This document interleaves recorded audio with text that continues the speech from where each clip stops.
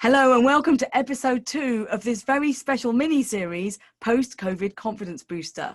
I've got a special guest joining me in a moment, and today we're talking about women in leadership, what's in store for them for the future, and why aren't women speaking up enough? Well, I have experienced this in my speaking business, and also as a producer at the BBC, I know that we had issues for many years getting women to be the spokespeople.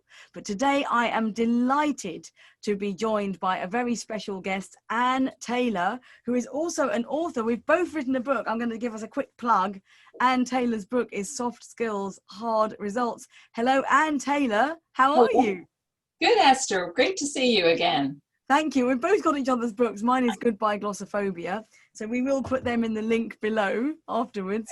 Now, Anne Taylor is an executive coach, and she has worked with hundreds of leaders. And in her former life, before she became an executive coach, you've worked for multinational organizations, haven't you, Anne?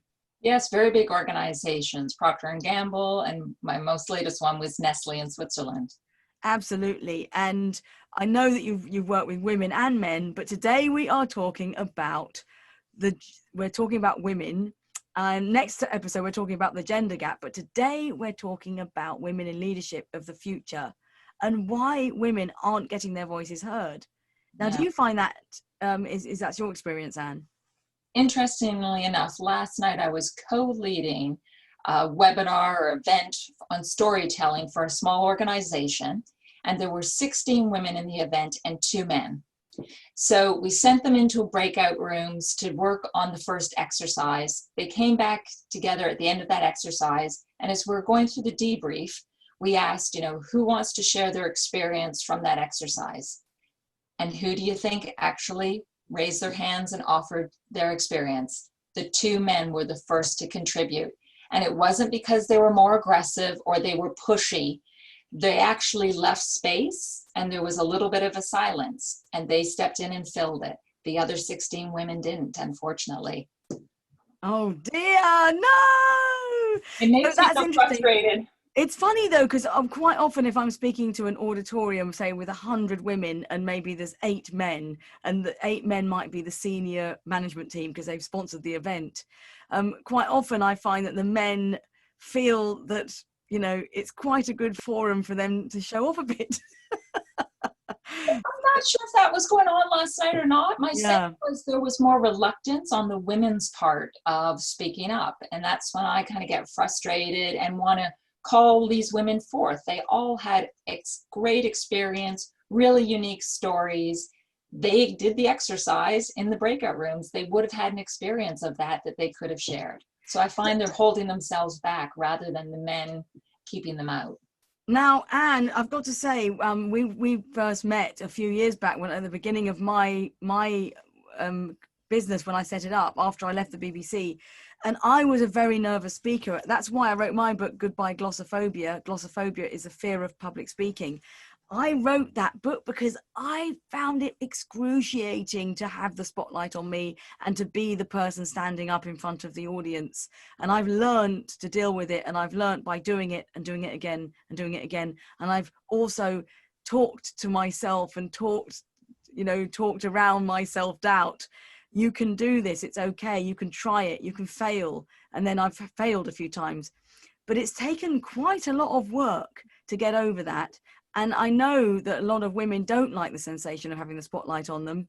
Sometimes people push back when I say women don't have as much confidence as men sometimes to stand up and get their voice heard. People say, look, it's equal. What are you talking about? Women don't need to be fixed.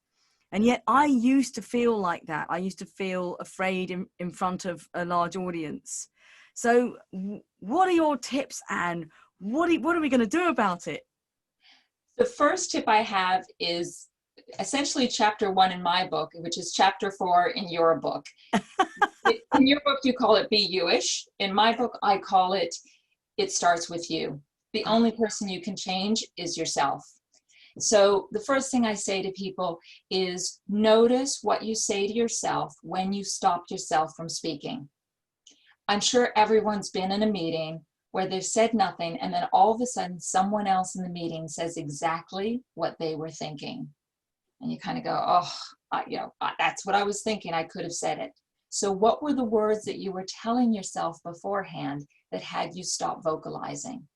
That's the first thing to see. What's the script? And And then what do you think that script might be? often it's, oh, I've got nothing to say, or who's going to listen to me? Or really, most of the time, it's the fear of looking stupid, of saying something wrong or making a mistake. A lot of Sometimes you people might. say, I'm afraid of looking a fool. I'm afraid of looking a fool. That's one of the main ones that I hear. Okay, so we need to get rid of that script. Yeah. And then what's the next tip? The next tip is to practice speaking up, sharing your opinion with other people. And it could be around the dinner table at home. It can be when you're in a shop talking to a shopkeeper. It could be in meetings or work situations where you feel a high degree of safety. It might be with colleagues that you really like and respect or have worked with a long time. So practice putting your point of view forward. Another tip to get people to do that is the good old Post-it note. Especially now, we're doing so much virtually, so much on Zoom. You can stick a Post-it note. You've got the prop right there. Oh, yeah. Stick a I've been Post-it. doing it all morning. You're an expert. Just write, speak up, or share my point of view, and post it on your monitor to remind yourself to behave differently than what you've done in the past. And do you find that works? You put Post-it notes for yourself? Definitely. I've got a couple up right now. Normally people write eyes and teeth by the camera lens to remind them to smile at the camera. That's a good reminder too. So I think that's a really good tip, is sharing your opinion or sharing your stories in a safe environment. And it's got to be safe, not somebody that you feel judged by. And vocalizing and speaking out and physically saying the words, physically telling the story is practice. You don't have to be in an auditorium or on camera in a live Zoom event in order to be practicing. So that's a really good tip. Get your opinion out there. Practice talking in a safe environment. That is a fantastic tip. So next time we meet, Anne, what are we going to be talking about? We're going to talk about the gender gap and COVID-19. So this is part of a mini-series, Post-COVID Confidence Booster. Thank you for joining us, and tune in for episode 3 with Anne Taylor and myself, both authors and experts that can help you have more confidence.